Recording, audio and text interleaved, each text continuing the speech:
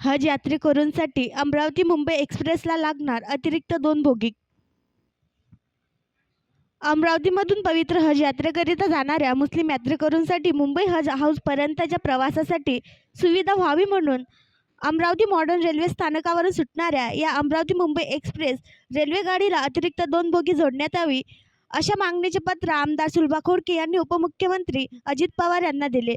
या पत्राची तात्काळ दखल घेऊन उपमुख्यमंत्री अजित पवार यांनी हज यात्रेकरूंसाठी अंबा एक्सप्रेसला अतिरिक्त 2 बोगी जोडण्यासंदर्भात IRCTCच्या GGM यांना पत्राद्वारे विनंती करून दूरध्वनीवरून चर्चा केली. प्रत्येक मुस्लिम बांधवाची एक वेळ तरी पवित्र हज यात्रा व्हावी अशी इच्छा असते.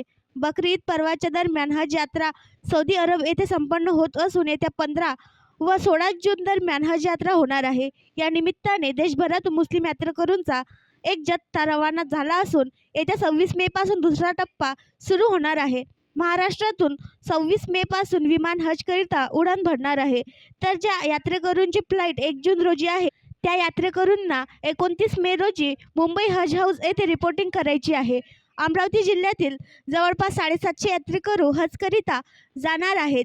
ते सर्व 1 जून रोजी हज या यात्रेसाठी विमानाने उडान भरणार आहेत. मात्र एवढ्या मोठ्या संख्येने यात्रेकरू जाणार असल्याने त्यांना अमरावतीमधून रेल्वेचे आरक्षण मिळणे कठीण झाले आहे.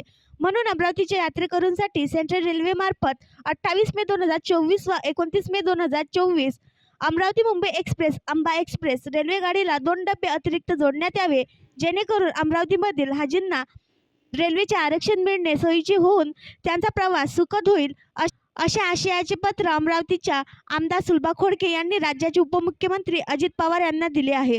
या पत्राची तात्काळ दखल घेत अजित पवार यांनी अमरावतीमधील हाजींकरिता अमरावती मुंबई एक्सप्रेस अंबा एक्सप्रेस गाडीला अतिरिक्त 2 डबे जोडण्याचे IRCTCच्या GGM यांना पत्राद्वारे विनंती करून दूरध्वनीवरून चर्चा केली. यावर IRCTCच्या GGM यांनी सकारात्मकता दर्शवित आश्वासित केले. आणखी नवीन व्हिडिओ पाहण्यासाठी आमच्या देशमुख एक्सप्रेस न्यूज चॅनलला सबस्क्राईब करा, लाईक करा आणि शेअर करा.